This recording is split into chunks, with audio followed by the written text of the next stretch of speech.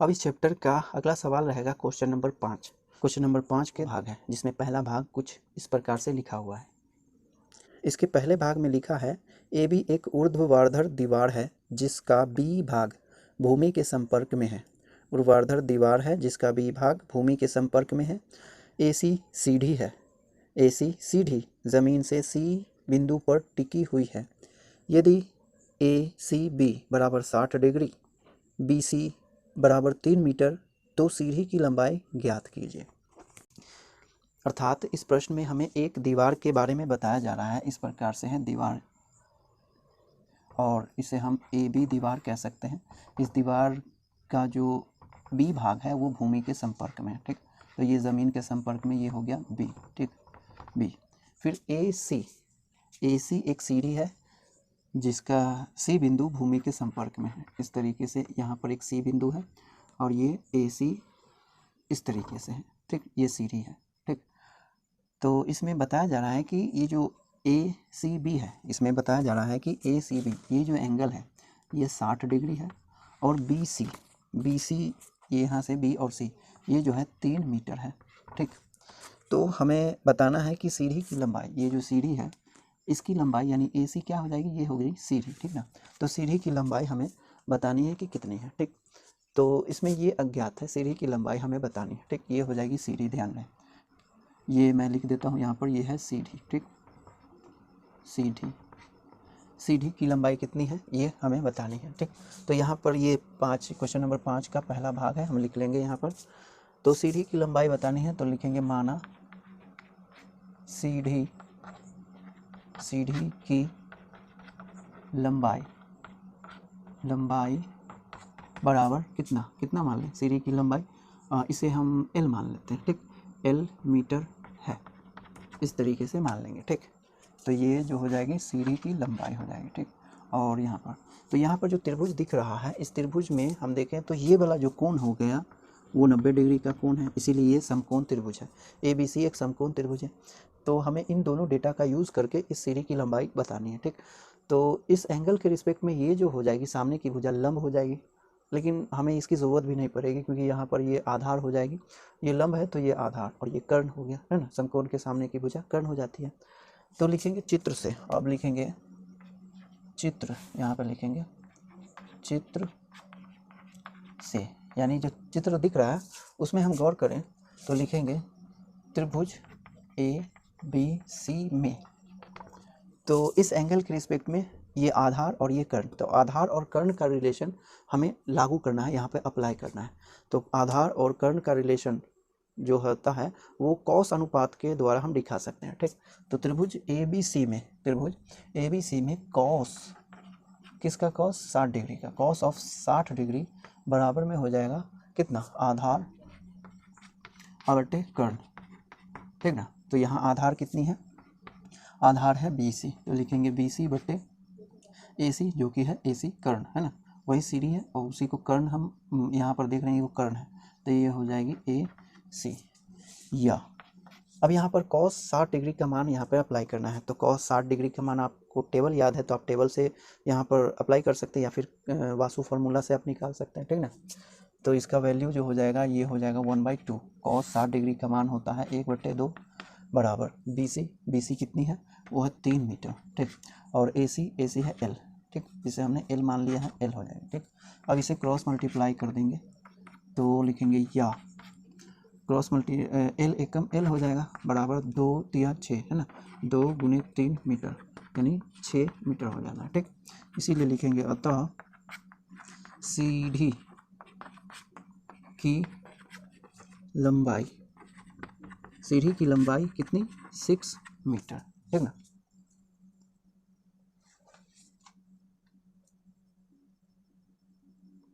अब ठीक इसी प्रकार से क्वेश्चन नंबर 5 का दूसरा भाग है, जिसमें सवाल कुछ इस प्रकार से लिखा हुआ है।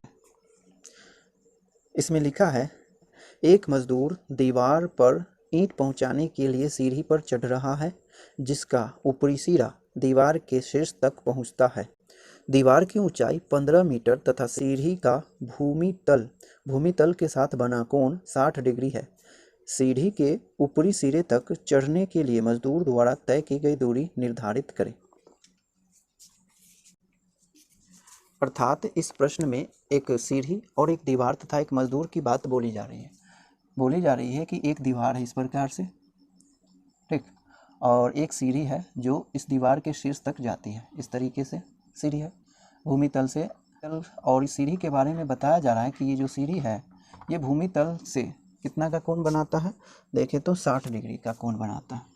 यानी ये जो सीढ़ी है ये है सीढ़ी, क्या है, ये है सीढ़ी, ठीक ना, इस तरीके से सीढ़ी है ये, है ना, और ये सीढ़ी भूमि तल के साथ 60 डिग्री का कोण बनाता है। तो अगर हम यहाँ देखें तो एक त्रिभुज बन रहा है, ठीक, जहाँ ये 90 डिग्री के बराबर हो जाएगा, है ना, तो ये एक समकोण त्रिभुज है।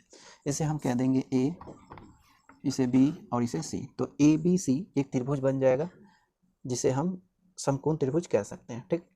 तो हमें क्या बतानी है, हमें बतानी है कि मजदूर को, यहाँ से एक मजदूर है इस सीढ़ी पर ईंट ले करके ऊपर की ओर चढ़ रहा है, ठीक ना, ईंट लेकर के सीढ़ी पर चढ़ रहा है। और यहाँ पर और भी कुछ दिया जा रहा है ना, बताया जा रहा है कि ये जो दीवार है इस दीवार की ऊंचाई है 15 मीटर, ठीक, इस तरीके से। तो यहाँ पर हमें यह फाइंड करना है कि ये जो मजदूर है यहाँ तक पहुँचने के लिए कितनी दूरी तय करेगा, यानी यहाँ से यहाँ तक चलने में मजदूर के द्वारा तय की गई दूरी कितनी होगी यह हमें बतानी है। तो हम इसके द्वारा तय की गई दूरी कितनी होगी इसे मान लेंगे, ठीक। तो लिखेंगे माना मजदूर द्वारा तय की गई दूरी है ना, हाँ, दूरी बराबर डी मीटर है, ठीक। दूरी यानी डिस्टेंस को हम डी से डी मान लेंगे, ठीक, डी। तो ये जो फिगर दिख रहा है एक समकोण त्रिभुज हो गया, है ना। इसमें ये इस एंगल को और इस 15 डिग्री को यूज़ करके हमें ये जो AC है यानी सीढ़ी उसकी लंबाई बतानी है, ठीक। तो चित्र को फॉलो करते हुए हम आगे बढ़ सकते हैं। तो लिखेंगे, ये क्वेश्चन नंबर 5 का दूसरा भाग है, ठीक ना, इस प्रकार से। तो लिखेंगे चित्र से जो है त्रिभुज, चित्र में जो त्रिभुज दिखाई दे रहा है, लिखेंगे त्रिभुज ABC में, त्रिभुज ABC में इस एंगल के लिए ये जो हो गई ये लंब हो जाएगी, ये आधार, और ये समकोण के सामने की भुजा जो हो जाएगी कर्ण, ठीक ना। तो ये है कर्ण और यही है D यानी डिस्टेंस जो मजदूर के द्वारा तय की जानी है, ठीक।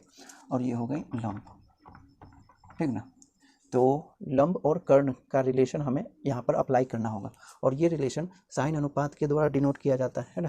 तो लिखेंगे त्रिभुज ABC में साइन ऑफ 60 डिग्री बराबर लंब बटे कर्ण बराबर, यहाँ पर लंब कितना है AB है तो लिखेंगे AB, और कर्ण यहाँ AC है तो लिखेंगे AC बटे में, ठीक। या यहाँ साइन 60 डिग्री का जो मान होता है वो होता है √3/2, ठीक ना। तो लिखेंगे यहाँ पर √3, थोड़ा सा ढंग से √3/2 बराबर में क्या है, लंब बटे कर्ण। लंब कितना है यहाँ पर 15 है ना, AB यानी 15 मीटर, तो लिखेंगे 15 मीटर, और कर्ण है ना, कर्ण जिसे हमने D मान लिया है तो हो गया D, ठीक। अब या इसे क्रॉस मल्टीप्लाई किया जाए इस प्रकार से तो हो जाना है कितना, √3 × D बराबर में 30, यानी 2 × 15 × 30 होना तो 30 हो जाना, ठीक। या हमें चूँकि D चाहिए तो √3 को हटाना होगा, तो दोनों तरफ √3 से हम क्या कर देंगे, डिवीज़न कर देंगे, ठीक ना, इस तरीके से। तो यहाँ पर कितना हो गया, ये और ये कैंसिल हो जाने के बाद यहाँ बचा D बराबर में 30√3। अब ये जो संख्या है D बराबर मीटर में आना है, ठीक ना, यहाँ पर ध्यान रहे मीटर में आना। तो यहाँ पर हम देख रहे हैं 30/√3 जो है ये एक अपरिमेय संख्या है, यानी एक भिन्न है जिसका जो हर है वो एक अपरिमेय संख्या है। तो इसीलिए हमें क्या करना होगा कि यहाँ पर परिमेयकरण करना होगा। तो लिखेंगे या बराबर में 3 को रहने देंगे और ऊपर अंश तथा हर दोनों में √3 से गुना कर देंगे, ठीक। तो ये गुना हो जाने के बाद 30√3 हो जाना है, और बट्टे में √3 × √3 तो 3 हो जाना है, तो 3 एकम 3 और 10 तिया 30, तो कितना आ रहा आंसर 10√3 मीटर में आना है, ठीक ना। यहाँ भी मीटर दे देंगे, यहाँ भी मीटर दे देंगे, इसीलिए लिखेंगे अतः D क्या है, मजदूर द्वारा तय की गई दूरी, D यानी मजदूर द्वारा तय की गई दूरी, तय की गई दूरी बराबर 10√3 मीटर, ठीक ना। तो आप इतना नोट करें। अब क्वेश्चन नंबर 5 का तीसरा भाग इस प्रकार से लिखा हुआ है। इसमें बोला जा रहा है कि 10 मीटर ऊंचे एक खंभे को सीधा खड़ा रखने के लिए एक स्टील की तार का एक सिरा खंभे की चोटी से बांधकर दूसरे सिरे को क्षैतिज भूमि पर स्थिर किया गया है। यदि तार क्षैतिज के साथ 45 डिग्री का कोण बनाए तो तार की लंबाई निकालें। अर्थात इस प्रश्न में एक खंभा की बात की जा रही है। इस प्रकार से एक खंभा है जो सीधा खड़ा रखने के लिए एक तार से बांधा गया है, ठीक ना। तार इस प्रकार से है कि इसका एक सिरा खंभे की चोटी से बांधा गया है और दूसरा सिरा भूमि तल पर फंसाया गया है, ठीक ना। इस तरीके से एक तार है, ठीक। इसका एक सिरा खंभे की चोटी से बांधकर दूसरा सिरा भूमि तल पर टिकाया गया है। इस प्रकार से टिकाया गया है कि यह भूमि तल के साथ कितना 45 डिग्री का कोण बना रहा है, ठीक। ये खंभा है, ठीक, और ये तार है। तो खंभा और तार, यहाँ पर खंभे की ऊंचाई जो है वो बताई जा रही है, वो है कितना 10 मीटर, ठीक। 10 मीटर ऊंचा खंभा है इस तरीके से, ठीक। तो यहाँ पर ये खंभा सीधा खड़ा है, इसीलिए ये जो है भूमि तल के साथ 90 डिग्री का कोण बना लेगा, है ना। तो यहाँ पर जो दिख रहा है एक त्रिभुज दिख रहा है, इसे हम ए मान सकते हैं, इसे बी और इसे सी मान सकते हैं, ठीक ना। तो ए बी सी एक त्रिभुज बन जाएगा, ठीक। तो हमें यहाँ पर बताना है कि ये जो तार की लंबाई है, ये तार जो खंभे को सीधा खड़ा करने के लिए एक सिरे को बांध करके दूसरे सिरे को भूमि तल से सटाया गया है, इस तार की लंबाई क्या है हमें ये बतानी है, ठीक ना। तो इसे हम एल मान लेंगे, तार की लंबाई को एल मान लेंगे, ठीक। तो लिखेंगे माना तार की लंबाई बराबर एल मीटर है। मीटर तो आ ही जाएगा, हम एल मान लेते हैं, ठीक ना। तो तार की लंबाई यहाँ से यहाँ तक ए से सी जो हो गई ना, वो तार की लंबाई को डिनोट करना है, ठीक। तो तार की लंबाई को हमने एल मान लिया, ठीक। हमें एल फाइंड करना है, कैसे करेंगे। तो ये एक त्रिभुज दिख रहा है ए बी सी जिसमें, और ये डेटा है, तो इन डेटा को यूज़ करते हुए हमें ये एल बतानी है, ठीक। तो 45 डिग्री के रिस्पेक्ट में, यानी इस एंगल के रिस्पेक्ट में ये लंब हो जानी है, ठीक। तो ये हो गई लंब, ठीक। और ये आधार हो जानी है, तो लिखेंगे आधार। तो ये कर्ण हो गई, क्योंकि समकोण के सामने की भुजा है, इसलिए ये क्या है, ये है कर्ण। तो त्रिभुज में हम देख रहे हैं कि ये लंब और कर्ण का रिलेशन लागू करना है, ठीक ना। तो लिखेंगे चित्र से, फिगर में जो दिख रहा है हम लिखेंगे क्या चीज, चित्र से क्या है, चित्र में दिख रहा है, लिखेंगे त्रिभुज ए बी सी में ये जो है लंब और कर्ण का रिलेशन जो कि साइन थीटा के द्वारा डिनोट कर सकते हैं। तो यहाँ पर थीटा की जगह 45 डिग्री को यूज़ करना है ना, इसलिए लिखेंगे sine of 45 degree, sine 45 degree बराबर, यहाँ पर लंब है, क्योंकि साइन जो रिलेशन है लंब और कर्ण के रिलेशन को डिनोट करता है ना। तो यहाँ पर लंब कितनी है, लंब है ए बी, तो लिखेंगे ए बी, और बट्टे में कर्ण कितनी है, ए सी, तो ए सी, ठीक। इस तरीके से साइन 45 डिग्री का मान अगर मालूम है आपको तो आप टेबल से रख सकते हैं फाइंड करके, या फिर आप वासु फार्मूला को अप्लाई करके इसके वैल्यू को फाइंड कर सकते हैं, ठीक है। साइन के लिए जो वासु फार्मूला है कितने हैं, वो है साइन थीटा बराबर में हम लिख सकते हैं n/4। इस तरीके से ये है वासु फार्मूला साइन थीटा के लिए। यहाँ n का जो वैल्यू होगा वो n का वैल्यू थीटा पर डिपेंड करेगा, ठीक ना। तो यहाँ थीटा कितना है 45 डिग्री, और 45 डिग्री के लिए जो n का वैल्यू हो जाना है, देखिए क्योंकि यहाँ पर 0 डिग्री के लिए n का वैल्यू जो हो जाता है वो होता है 0, 30 डिग्री के लिए 1, तो 45 डिग्री के लिए 2, तो यहाँ पर n के बराबर में कितना रखना है 2, और जब आप 2 को रखेंगे तो यहाँ पर साइन 45 डिग्री का जो मान हो जाएगा 1/√2 आएगा, ठीक ना। तो यहाँ पर लिखेंगे 1/√2 बराबर में ए बी कितनी है 10 मीटर, और ए सी जो है l, तो क्रॉस मल्टीप्लाई कर लेंगे इन दोनों को, तो या l बराबर 10 गुने √2 मीटर, है ना, यानी 10√2 मीटर होना है। फिर लिखेंगे या यहाँ पर आप इसका आंसर जो है L बराबर 10√2 मीटर भी रहने दे सकते हैं, या फिर √2 का वैल्यू रख करके आप दशमलव में इसका वैल्यू निकाल सकते हैं, ठीक ना। अगर दशमलव में अगर निकालें तो ये हो जाएगा 10 गुने √2, यानी इसका जो वैल्यू होता है 1.414 होता है, ठीक। तो आप 414 रख करके इसे सॉल्व करें तो ये हो जाना है कितना, 14.14 मीटर, है ना। 14 मीटर, यानी हमें दशमलव के 1 या 2 अंक तक ही कंसीडर करना होता है। तो एल का वैल्यू कितना हो गया, 14.14 मीटर, ठीक।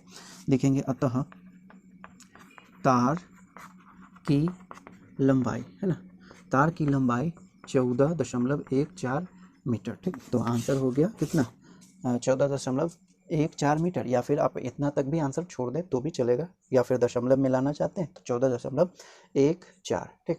तो आप इतना नोट करें।